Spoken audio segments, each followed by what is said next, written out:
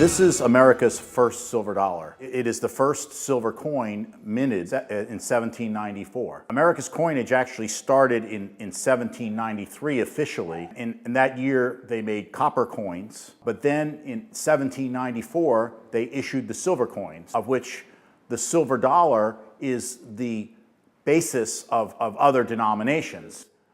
This is the same as a Da Vinci in the numismatics. In the art world, you've got your Da Vincis and you've got your Michelangelos, and then you've got the modern masters like Picasso. A lot of these modern masters sell for hundreds of millions of dollars. This coin is far more rare than paintings of that nature. This is a true artifact of American history, and when these type of coins come on the market, there's a fight for them. And that's why the finest known example broke the $10 million mark the first time a coin has done that. Unlike fine art and fine automobiles and even exotic rare gemstones, the ultra rich, and when I say ultra rich, I'm talking about the guys worth 100 million or more, and the billionaires in particular, are just getting started here. So the reality is, if we had 10%, maybe even 5% of the people involved in the fine art market getting into the coin market, guess what? You would add a digit to every coin. Silvano and I have been together for 30 years, and we've been very fortunate to handle some amazing rare coins.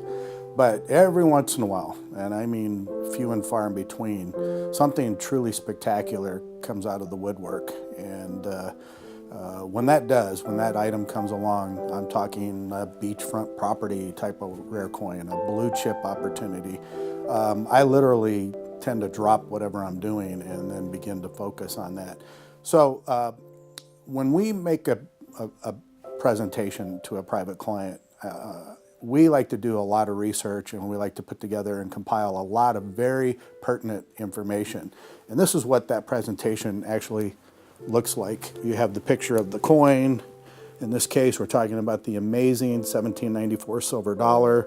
You know, we talk about the historical significance of the coin, who was president at the time, pedigree, who may have owned the coin throughout history. You have two types of people that buy rare coins. You have collectors, and then you have investors.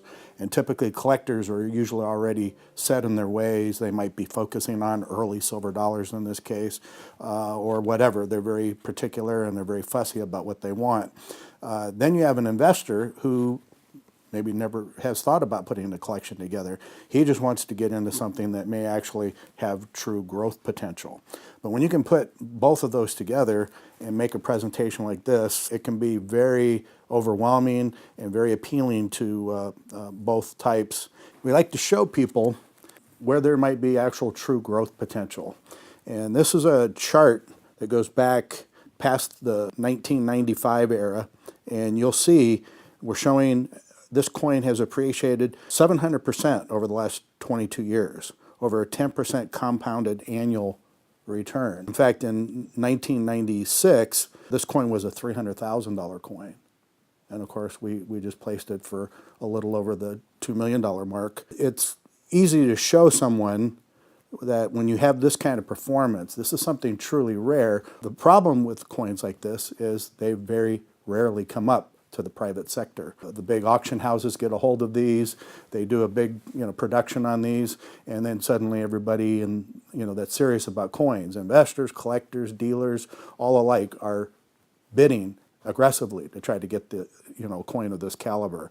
So in this case, this was a private individual. He's never purchased a coin before, but he recognized what this is, not only based on the historical story and the importance of this coin, but here's a solid proven track record of a coin that has shown solid performance. As we spoke about earlier, we list here the top 5 finest known specimens for this particular coin.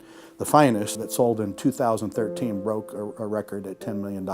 This is only a couple of grades below that, and chances of somebody buying the $10 million coin is very highly unlikely. Usually coins like these go to museums and are embedded in very important collections for sometimes decades and decades. This was a very fortunate opportunity for us. Needless to say, I got extremely excited about it. It's got a great story, and it's an easy story for people to grasp and relate to, and we were very fortunate to find somebody that felt the same way. The good news is rare coins is not something brand new. We're talking about an area that's been around for over 200 years. Silvano, the CEO, has written a book on rare coins, and we've demonstrated many collections over history and what was originally invested and how well they did when those collections were sold. We have some brochures that we produce that show individual coins and their performance. So, when you have an impressive track record like that, and then you add to it, something that can be considered very private investment, you have something that's very portable. I mean, this is a $2 million coin that you can easily just stick in your pocket and move around, unlike an expensive painting or a home or whatnot. So it's very portable. If you want to pass money on to family members, it's easy to do so. It's very portable and easy to transfer wealth. So there's a lot of benefits in acquiring something like this. In this particular case, this client was able to recognize the benefits. We take time, we educate people up front, we introduce them to the company, we provide them with a lot of very important information, and then let them make the decision. That if they ever decide to let go of something of this caliber, that I want to be that person to represent them when they do, or the family. So if they ever decide they want to sell that, we're going to be the first person to stand in line and help them find the next buyer.